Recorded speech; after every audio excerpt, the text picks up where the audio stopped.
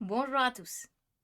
Alors, je vous le cache pas, j'avais pas hyper envie de faire cette vidéo, mais bon, je me suis dit quand même, faut le faire. C'est ma dernière ronde. Alors, du coup, je vous spoil un peu de pourquoi j'avais pas trop envie de faire cette vidéo, hein. Mais à chaque fois que j'analyse pas une partie que j'ai perdue, on me dit dans les commentaires, oui, mais tu sais, c'est hyper important. Parce que du coup, on voit ce qu'il faut justement pas faire. Oui, oui, je sais, mais bon, mon ego, il voit aussi ce qu'il faut pas faire. Il en prend un coup quand même. Bref, non, évidemment, je dis ça sur le ton de la rigolade, mais ça fait quand même pas plaisir de perdre. Et surtout, bah, vous allez voir de quelle façon. Donc, voilà. Je, j'ai avalé la pilule maintenant. Ça fait déjà quasiment un mois que j'ai joué la partie. Il est temps de passer à autre chose et du coup de faire le deuil de cette dernière ronde. Donc dernière ronde, je joue donc contre la joueuse en feu du tournoi. C'est la joueuse, donc la roumaine Andrea Kosman. Elle a fait sa norme de WIM une ronde avant la fin, donc c'est quand même assez remarquable. Et donc, elle m'affronte lors de cette dernière ronde avec les Noirs. Donc moi, bah forcément, moi je suis venue là pour gagner, hein. En plus, je me suis dit, ok, elle a déjà fait sa norme, donc elle a rempli son objectif, voilà. Et c'est peut-être relâché, vous voyez. Et donc, j'étais évidemment venue à cette partie avec l'optique donc de bah, tout simplement de bien jouer et de gagner la partie. Vu que en plus la partie d'avant j'avais plutôt bien joué contre Hunt, donc j'étais plutôt contente. Donc j'étais de bonne humeur pour cette dernière ronde à 10 h du matin le 27 mars dernier. Ok, donc en ayant tous ces éléments de contexte avec vous, commençons la partie. Alors j'entame par D4. J'ai vu que soit elle jouait la Benoni, soit elle jouait la Nimzo. Et étant donné que j'avais j'avais plutôt bien révisé la Nimzo, bah, je me suis dit ok, je vais rentrer dans la Nimzo, il n'y a pas de problème. Donc je fais C4, elle fait E6. Étant donné que je lui laisse aussi la possibilité de faire C5 ici, parce que je me suis dit, ok, si elle fait la Benoni, bon, bah, c'est quand même pas non plus ouf ouf, hein, la Benoni. Donc, je me suis dit, si elle fait C5 ici, bah, ça me dérange absolument pas. Donc, du coup, je lui ai laissé la possibilité de faire sa Benoni. Mais, bon, et là, je vais fou B4. Ok, bon, de toute façon, c'était pas non plus une grosse surprise, même si j'ai pas eu beaucoup de temps pour me préparer, j'avais quand même bien révisé pendant le tournoi. Donc je fais F3, coup que j'ai déjà joué pas mal de fois récemment. C'est le coup que j'ai travaillé. Elle a fait C5, j'ai fait D5, elle a fait D6. J'ai fait E4 pour soutenir le centre, c'est tout à fait normal pour l'instant. Là, on suit d'ailleurs ma partie contre Anna-Marie Kleck que j'avais joué à la Mitropa, donc environ un mois avant que je joue cette partie-ci. Donc pour l'instant, j'étais pas du tout hors théorie. Elle m'a fait B5. C'est tout à fait normal. J'ai fait cavalier E2. Également le coup qui est dans mon fichier. Donc pour l'instant, on est toutes les deux en train de un peu réciter la théorie. Puis on prend C4. Et là, je fais cavalier F4. Alors cavalier F4, le but c'est tout simplement de ramener un soutien au pion D5 étant donné que les noirs ont pris ce pion C4 et de provoquer les noirs à faire E5. Chose qu'elle a faite. Donc moi, ça me va très bien, vu que mon centre, maintenant, ben, il n'est plus attaqué. Donc je vais pouvoir stabiliser. Je reviens en E2, ça aussi c'est tout à fait normal. Cavalier BD7, cavalier G3, cavalier B6 pour défendre le pion. Donc pour l'instant, c'est exactement pareil que ce qu'on a eu dans la partie avec Anna-Marie Kleck. J'ai fait fou E2. C'est également normal. Elle a fait cavalier G8. Et là, après cavalier G8, elle me propose nul.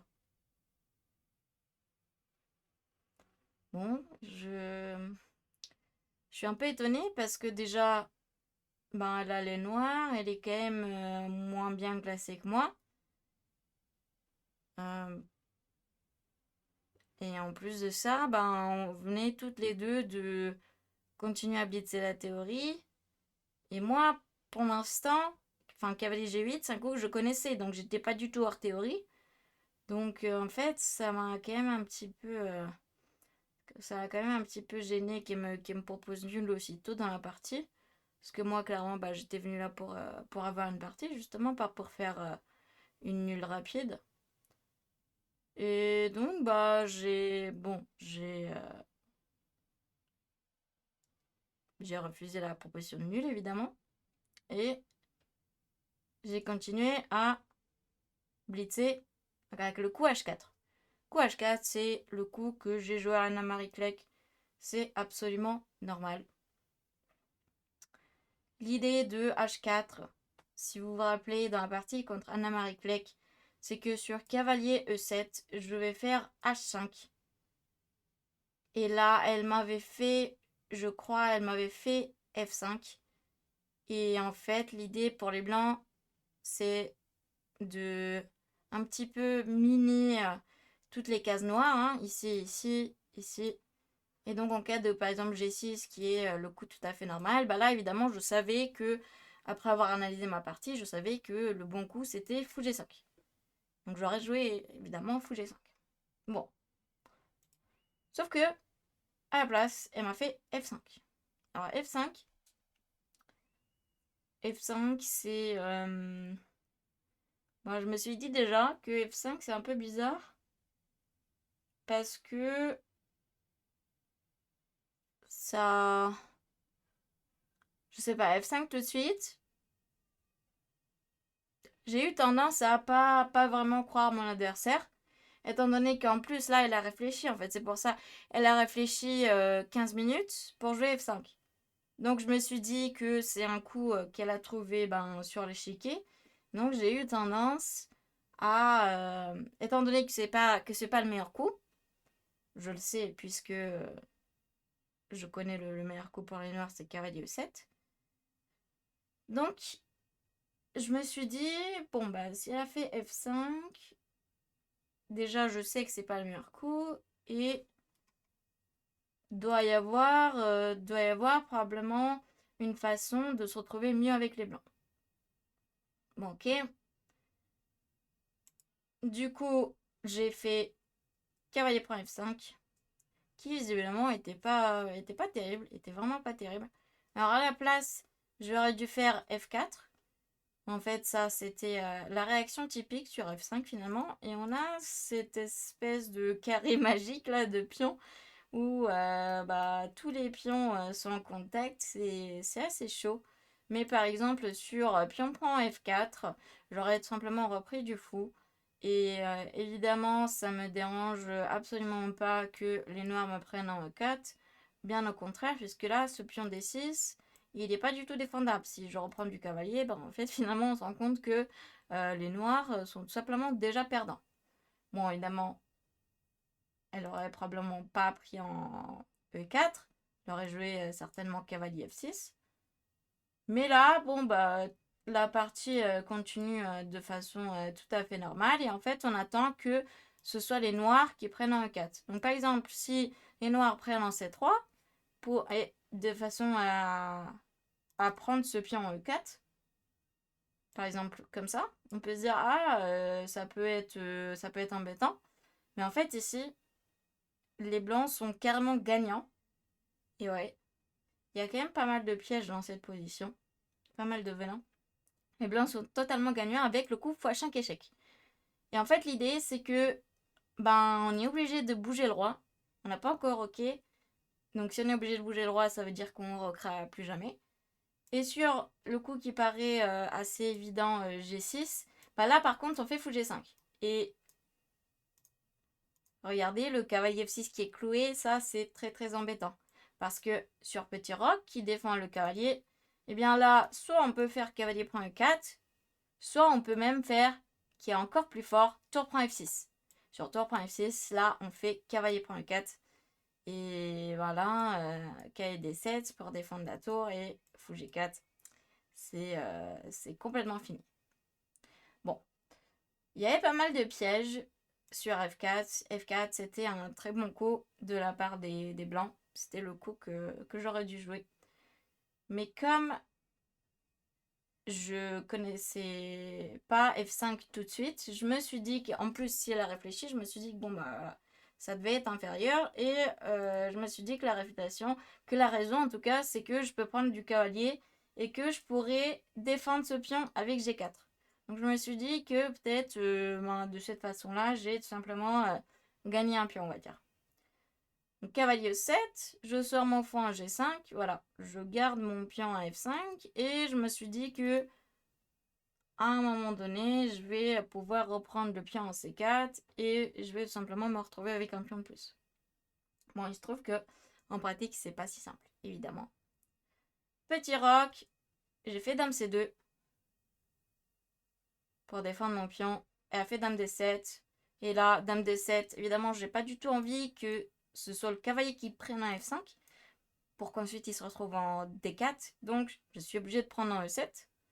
Dame prend E7. Et là, je fais G4. Ok. Donc, je me suis dit que là, dans cette position-ci, j'allais pouvoir faire peut-être grand roc, peut-être pas grand roc, peut-être roi F2.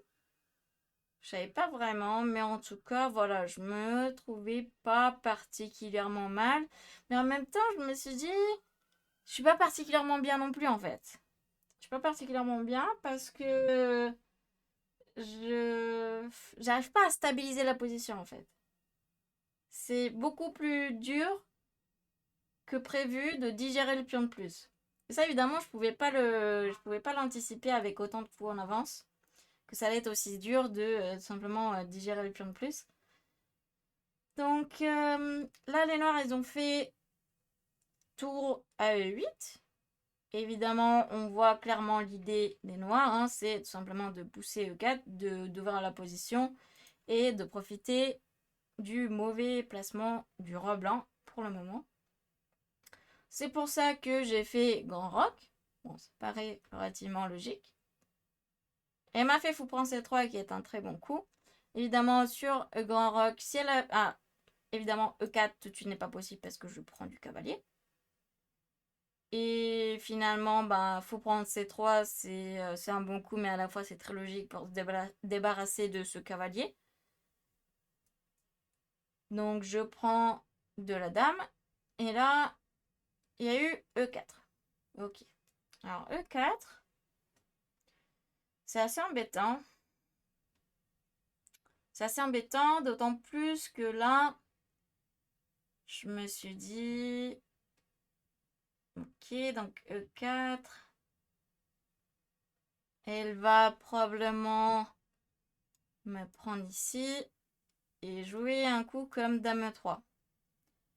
J'avais pas forcément envie que ça arrive. J'avais pas non plus envie de laisser dame 5. Et en fait, j'avais pas envie d'ouvrir la colonne tout court. Donc, j'ai joué un coup qui selon moi est relativement logique. J'ai joué le coup F4. Ok. Elle a fait E3.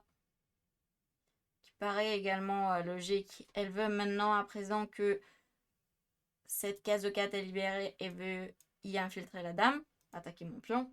Tout à fait logique. Et là, je dois dire que c'est encore une fois pas facile. Parce que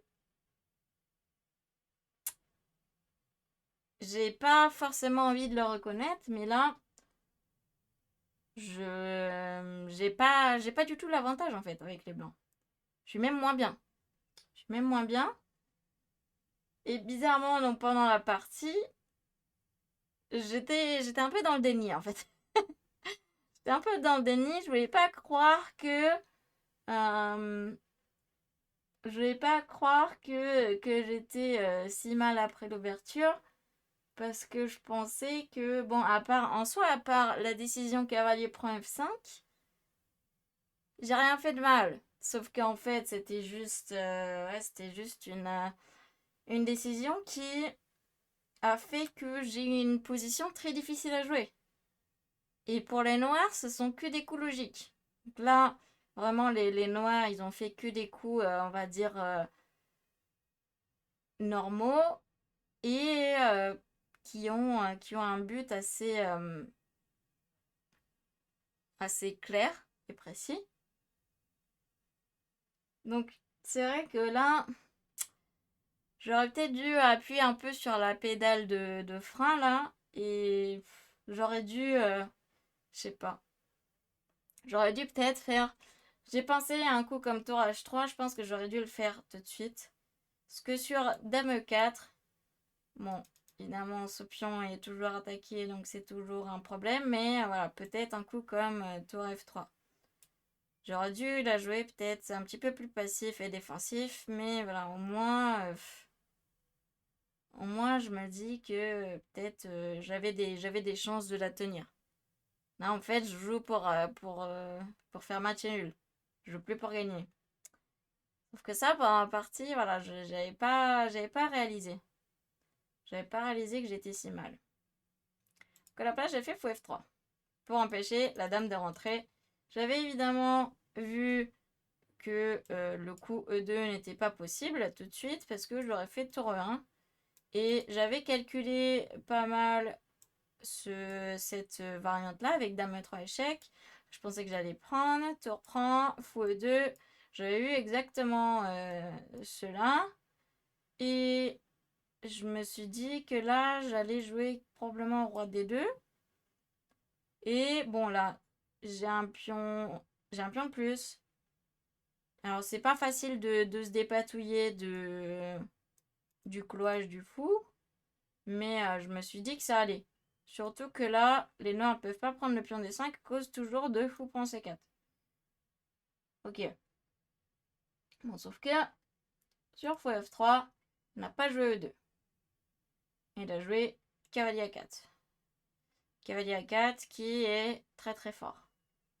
Et en fait, le problème que j'ai rencontré, c'est que là, sur dame prend C4 qui semble assez évident, bah là par contre il y a E2.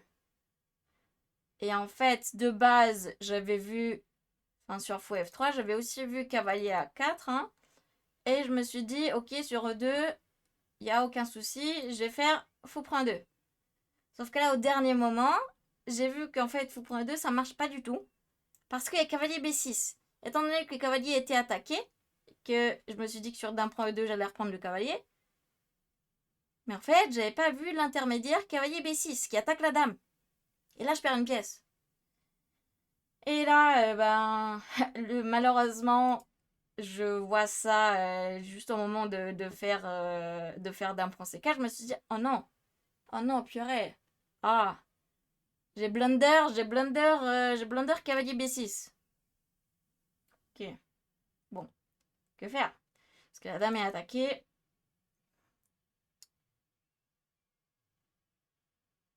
Aussi sur dame prend C4 E2, ben si je prends pas ce pion, le problème c'est que il va y avoir dame E3 échec. Et dame E3 échec, ça fait mal. Parce que ça va certainement prendre mon fou. Donc là, bon, la seule solution aurait été de prendre le cavalier, mais là j'aurais minimum perdu une qualité. En plus avec la dame qui s'infiltre, évidemment c'est pas bon du tout. Bon, du coup je me rends compte que dame prend C4, le coup que j'avais prévu de faire n'est finalement pas possible. Donc, à la place sur cavalier A4, je fais dame A3. Et là, elle a trouvé encore un super coup. Elle a fait C3. C3 qui est un très très bon coup. En fait, C3, ça coupe tout simplement la liaison entre madame et le fou. Ce qui fait que quand le pion sera poussé en E2, ben là, madame ne contrôlera plus la case E3 et donc je perdrai une pièce encore une fois. Bon, bah, du coup, sur C3, là, en vérité, c'est probablement déjà fini. Hein. Évidemment, j'ai continué. Je fais B prend C3. Elle a fait E2. J'ai fait fou prend E2. Je me suis dit qu'au moins, je garde un œil sur le cavalier 4. Mais elle a trouvé la suite de coups parfaite. Elle a fait dame 3 échec. Tour des deux, qui a l'air de défendre. Mais évidemment, il y a cavalier prend C3. Et là, il se trouve que je peux tout simplement pas du tout défendre à la fois le fou et la dame. Et la tour. Puisque par exemple, ben, j'ai fait en partie fou D3. Mais par exemple, si je fais un coup comme, je sais pas moi, fou D1, bah là, il y a quand même cavalier 2. Et regardez, cette découverte est faite très très mal. Puisque ma dame est attaquée. Si je vais défendre la dame, ben, je perds la tour. Donc j'ai fait fou D3 dans la partie. Elle a fait cavalier 4 qui attaque ma tour et profite du fait que le fou, encore une fois, est cloué. Je ne peux pas prendre ce cavalier. Donc je fais dame à 5. Je défends ma tour. Elle a fait cavalier F2. J'ai fait fou B5. Elle a fait cavalier prend tour. J'ai pris sa tour. Mais c'est évidemment au prix d'une pièce entière. Je fais dame point A7 par dépit. Et elle a fait dame C3 échec. J'ai continué avec roi D1. Elle a fait cavalier F2. Je fais tour prend 2. Elle a fait tour 1, échec et mat. J'ai évidemment laissé faire échec et mat pour montrer que je trouvais qu'elle avait très très bien joué. Et donc c'était pour moi une forme de respect de l'adversaire. Bon, bah, cette partie, si je vous montre comment dire, le score de précision, vous allez voir.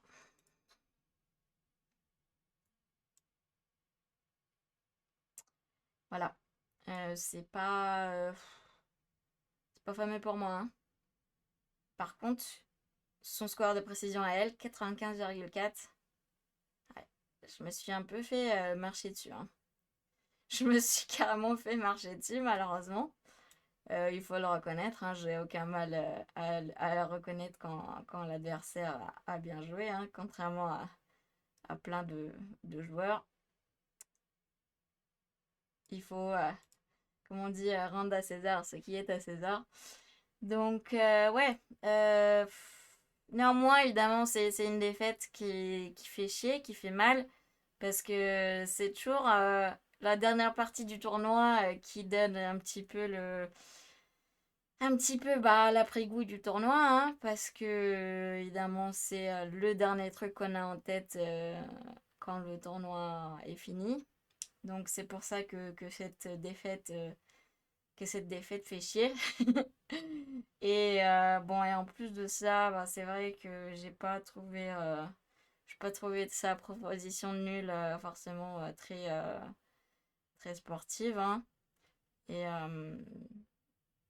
ouais, je, je suis un peu dégoûtée parce que j'ai l'impression de pas vraiment avoir joué. En fait, j'ai fait vraiment une grosse imprécision. C'était cavalier prend F5, ce qui m'a donné une position très difficile à jouer ensuite.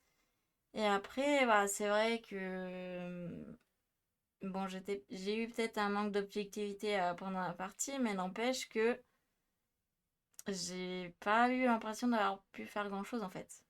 Et c'est assez frustrant parce que, bon, on se dit que contre une joueuse moins bien classée, a priori, ça m'arrive pas tous les 2 jours, quoi. Donc, ouais, voilà. Je suis assez déçue d'avoir perdu. Et je suis assez déçue que j'ai, entre guillemets, rien pu faire. Mais bon, c'est comme ça, on avance. C'est pas grave. Maintenant, évidemment, j'ai fait le deuil de cette partie. Tout va bien.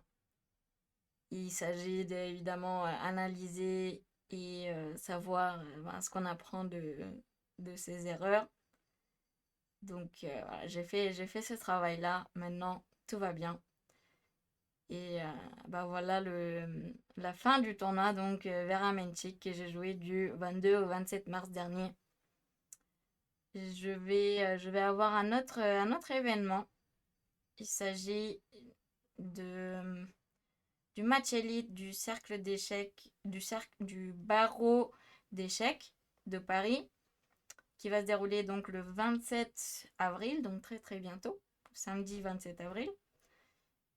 Donc c'est un événement entre filles et garçons. Je suis évidemment dans l'équipe des filles. Et bon, ça va être un petit événement d'exhibition, on va dire, mais ça va être très sympa. Et je suis bien contente de pouvoir jouer aux échecs sans la pression du résultat, sans la pression des points Elo, etc. Donc ça va être cool. J'ai hâte d'avoir ça. Et puis j'aurai quand même plein d'événements bah, au cours du mois de mai et de juin. Il y aura plein plein de trucs. Donc voilà, n'hésitez pas à vous abonner à la chaîne, activer les notifications parce qu'il y aura plein de vidéos qui vont suivre. Et sur ce, je vous dis, c'est ciao!